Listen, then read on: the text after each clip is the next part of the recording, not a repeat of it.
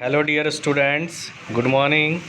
The Vardhman Heights International School में आप सभी का welcome. Class 9th subject science, chapter 2 matter around us pure के आज हम लास्ट पार्ट और इस चैप्टर के फाइनल पार्ट पे डिस्कशन करने वाले हैं और आज इस चैप्टर को हम कंप्लीट करने वाले हैं। तो स्टार्ट करते हैं। हम अभी तक जो है नॉर्मली मिक्सचर के सेपरेशन की एक सिंपल डिस्टिलेशन प्रोसेस हमने एंड करी थी प्रीवियस लेक्चर में। आज जो हमारा डिस्टिलेशन प्रोसेस है वो है फ्रैक्शनल डिस्टिलेशन। ठीक है, क्या होता है फ्रैक्शनल डिस्टिलेशन उसे हम समझेंगे। The fractional distillation is used for separating a mixture of 2 और मोर मिसिबल लिक्विड्स। मतलब फ्रैक्शनल डिस्टिलेशन एक ऐसी सेपरेटिंग की प्रोसेस है जो 2 और मोर मिसिबल लिक्विड्स को अलग करने के लिए यूज़ की जाती है। Whose difference in boiling points is less than 25 K, जिसका बॉइलिंग पॉइंट जो होगा वो 25 केल्विन से क्या होगा, लेस होगा या कम होगा। The apparatus used for fractional distillation is similar to that used for simple distillation। Fractional distillation में जो एपरेटस हम यूज़ करते हैं वो लगभग सिमिलर होता है सिंपल डिस्टिलेशन एपरेटस के साथ। Expect that a fractionating column is fitted between the distillation flask and condenser.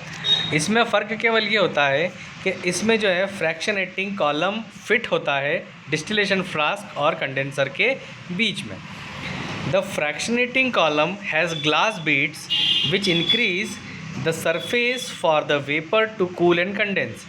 अब क्या होता है, जो फ्रैक्शनेटिंग कॉलम होता है उसके अंदर ग्लास बीड्स मतलब कांच के छोटे छोटे टुकड़े क्या होते हैं, भर दिए जाते हैं, which increase the surface for the vapours. ठीक है, जो क्या करते हैं वेपर के लिए अच्छा खासा सरफेस को इंक्रीज़ करने में हेल्पफुल होते हैं। टू कूल एंड कंडेंस, और उसे ठंडा करने में और उसे कंडेंस करने में भी वो हेल्पफुल होते हैं। Clear. Fractional distillation is used for separating the components of petroleum, separating the different glass from gases from air. इस प्रोसेस का उपयोग नॉर्मली पेट्रोलियम कंपोनेंट्स को सेपरेट करने में किया जाता है और साथ ही साथ में जो मिक्सचर ऑफ गैसेस है उसके सेपरेशन में भी इस टेक्निक का यूज़ किया जाता है। ठीक, नेक्स्ट है separation of component of air. मतलब एयर कंपोनेंट्स को किस टाइप से सेपरेट किया जाता है, तो उसे सेपरेट करने के लिए इस मेथड को हम पढ़ेंगे। Air is a mixture of gases. Air जो है वो वेरियस गैसेस का क्या होती है, मिक्सचर होती है। The component of air can be separated by fractional distillation, और एयर के कंपोनेंट्स को फ्रैक्शनल डिस्टिलेशन प्रोसेस के द्वारा सेपरेट किया जा सकता है। Air is a compressed by increasing the pressure. Air क्या होती है, उसको कंप्रेस कर दिया जाता है प्रेशर को इंक्रीज करके, and cooled by decreasing the temperature to get liquid air, और उसे ठंडा किया जाता है टेम्परेचर को डिक्रीज़ करके और हमें वो लिक्विड एयर के फॉर्म में मिल जाती है। The liquid air is then allowed to warm up slowly in a fractional distillation column. अब जो ये लिक्विड एयर होती है उसे स्लोली गर्म किया जाता है ताकि उसकी जो वेपर है वो फ्रैक्शनल डिस्टिलेशन कॉलम में बन सके। Then different components separated at different heights and depending on their different boiling points। कहने का मतलब ये है कि जो डिफरेंट कंपोनेंट्स हैं उनको जो सेपरेट किया जाता है उन्हें उनके बॉइलिंग पॉइंट के बेसिस के आधार पे सेपरेट किया जा सकता है। कैसे किया जा सकता है, देखिए आप सबसे लास्ट में हम देखेंगे बॉइलिंग पॉइंट डिग्री सेल्सियस में दे रखा है। ऑक्सीजन का कितना दे रखा है 183, आर्गन गैस का कितना दे रखा है 186, एंड नाइट्रोजन गैस का कितना दे रखा है 196। जब ये तीनों गैसें लिक्विड रूप में हमको मिल जाती है तब इन्हें क्या करा जाता है, फ्रैक्शनल कॉलम्स के अंदर जैसे वेपर उसे गर्म करेंगे तो जो वेपर बनेगी वो वेपर कहाँ जाएगी, फ्रैक्शनेटिंग कॉलम के अंदर, जो कि फ्रैक्शनल डिस्टिलेशन में यूज़ किया जाता है। तो सबसे लो बॉइलिंग पॉइंट किसका, ऑक्सीजन का 183, तो इसकी वेपर सबसे पहले बनेगी। जैसे ही 186 पे टेम्परेचर जाएगा तो आर्गन गैस की वेपर बन जाएगी। जैसे ही 196 पे टेम्परेचर जाएगा वैसे ही नाइट्रोजन गैस की वेपर भी बन जाएगी। और इन्हें डिफरेंट डिफरेंट टेम्परेचर पे इन गैसेस को ठंडा करके इन्हें सेपरेट कर लिया जाता है। तो सबसे पहले सेपरेट होने वाली गैस कौन सी होगी? ऑक्सीजन, क्योंकि 183 पे जितनी भी ऑक्सीजन होगी उस लिक्विड गैस के अंदर वो सारी ऑक्सीजन वेपराइज हो जाएगी, उसे सेपरेट कर लिया जाएगा। फिर टेम्परेचर जैसे जैसे 186 पे पहुँचेगा तो आर्गन की बारी आ जाएगी। अब आर्गन जो है वो क्या होगा, 186 डिग्री सेल्सियस का टेम्परेचर पाकर उस लिक्विड में जितनी भी आर्गन गैस है वो क्या हो जाएगी, वेपराइज हो जाएगी। और जो रेस्ट ऑफ द गैस बची है 196 टेम्परेचर पर वो भी क्या हो जाएगी, वेपराइज होके उसे भी सेपरेट कर लिया जाता है। ये ब्लॉक डायग्राम में हम देखेंगे एयर को क्या करा, सबसे पहले कंप्रेस करा, फिर उसे कूल किया by increasing pressure and decreasing temperature. मतलब प्रेशर को इंक्रीज़ करा तो कंप्रेस हो गई गैस, और टेम्परेचर को डिक्रीज़ करा तो गैस क्या हो गई, ठंडी हो गई। और हमें किस फॉर्म में मिलेगी, लिक्विड एयर के फॉर्म में। फिर हम क्या करेंगे, allowed to warm up slowly in fractional distillation column. फिर हम क्या करेंगे, उसे अलाउ करेंगे गर्म करने के लिए फ्रैक्शनल डिस्टिलेशन कॉलम में धीरे धीरे, ठीक है। फिर gas get separated at different height, और ये जो गैस होती है ये सेपरेट हो जाएगी डिफरेंट हाइट्स पर, ठीक है, क्योंकि फ्रैक्शनेटिंग कॉलम जो होता है उसकी हाइट को अलग अलग पार्ट में सेपरेट किया जाता है और अलग अलग हाइट पर ये गैसेस जो है वो सेपरेट हो जाती है।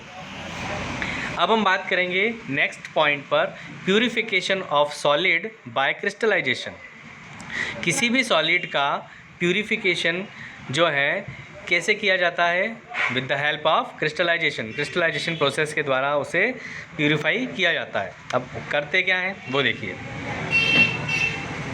Crystallisation is the process of obtaining a pure solid in the form of crystal form its solution.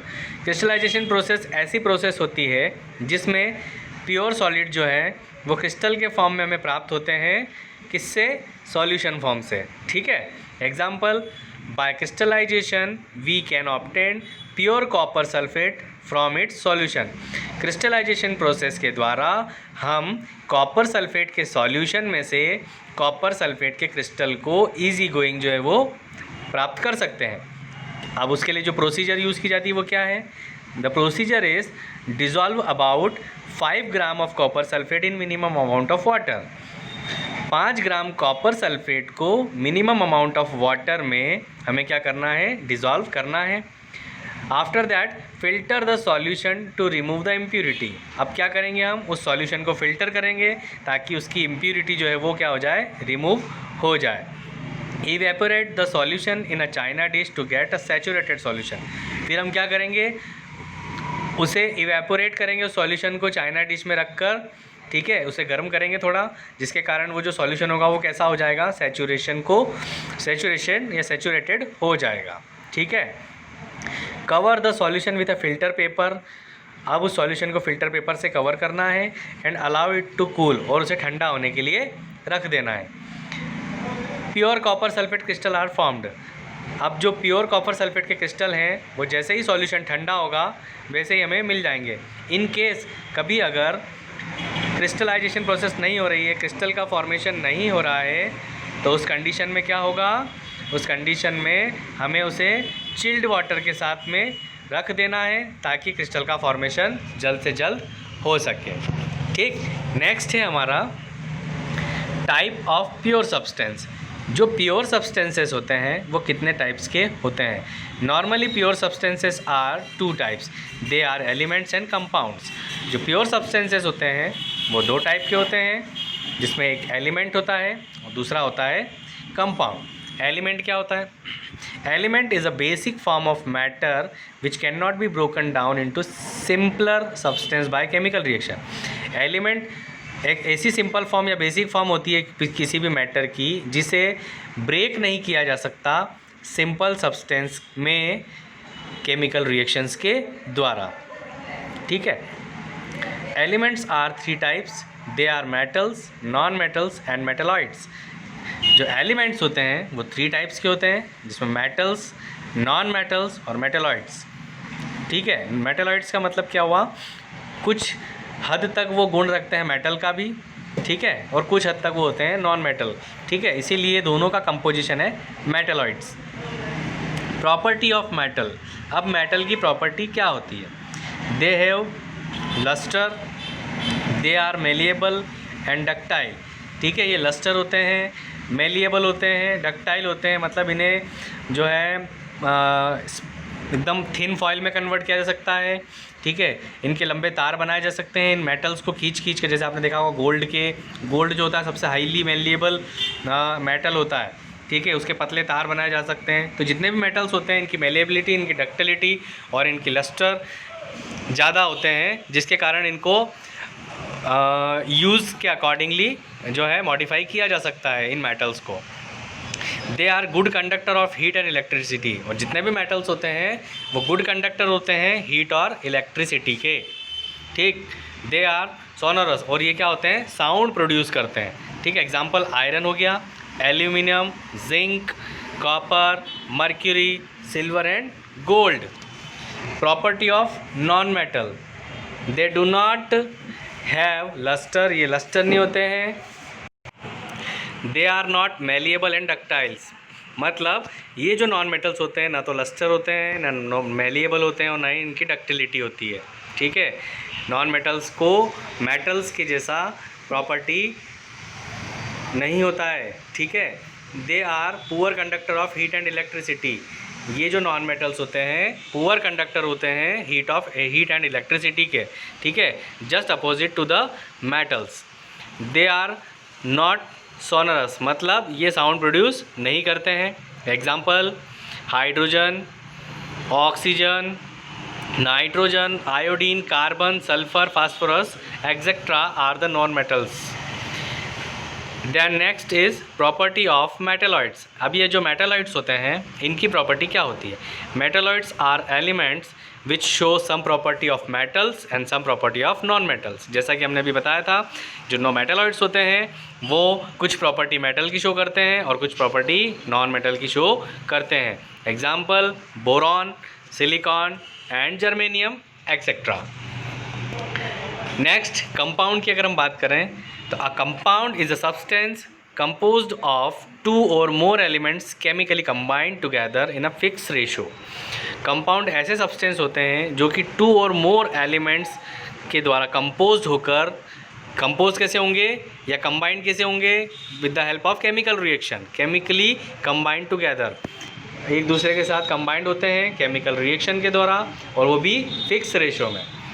ठीक, example water, carbon, carbon dioxide, sugar, salt, iron and sulphide etcetera. Iron sulphide बोल सकते हैं normally FeSO4, iron sulphate होता है। ठीक है, iron sulphide की बात करेंगे तो FeS।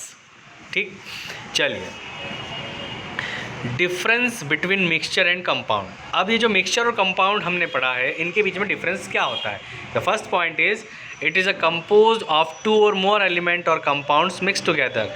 ये जो है दो या दो से ज़्यादा एलिमेंट जब आपस में या कंपाउंड आपस में जब मिक्स हो जाते हैं तो मिक्सचर बनता है। ठीक, कंपाउंड की बात करें, it is a compose of two और more element chemically combined together, मतलब ये जो कंपाउंड होते हैं दो या दो से ज़्यादा एलिमेंट इसमें जुड़ेंगे with the help of chemical combination या chemical reaction. Second point is the composition of the component is in any ratio, मतलब मिक्सचर के अंदर जो कंपोजिशन होता है कंपोनेंट्स का उसका कोई फिक्स रेशो नहीं होता है, बट कंपाउंड के अंदर जो है उनका जो रेशो होता है वो फिक्स्ड होता है। It shows the property of the component, ये कंपोनेंट की प्रॉपर्टी शो करता है। It shows different property than the components, और ये कंपाउंड जो होते हैं वो कंपोनेंट्स से प्रॉपर्टी थोड़ी डिफरेंट शो करते हैं। The components can be separated by physical method. जो कंपोनेंट होते हैं मिक्सचर के उसे फिजिकल मेथड के द्वारा सेपरेट किया जाता है, लेकिन कंपाउंड में जो सेपरेशन होता है वो केवल केमिकल रिएक्शन के बिहाफ पर ही कंप्लीट होता है। So this is all about the chapter second matter around us pure. I hope आपको ये पूरा चैप्टर इजी गोइंग समझ में आया होगा, और ये जो चैप्टर है आपके नोट्स के लिए भी काफ़ी इम्पॉर्टेंट रखता है। तो मैंने ये जो चैप्टर है पूरा स्लाइड पे बनाया है, इसलिए आप इसी पे बेस्ड क्वेश्चन आंसर्स प्रिपेयर कर सकते हैं। ये चैप्टर जो है ऑलमोस्ट पूरी तरह से कंप्लीट हो चुका है। अगर किसी प्रकार का भी कोई डाउट अगर आपको आता है तो आप जो हैं मुझे कमेंट कर सकते हैं। Thank you very much.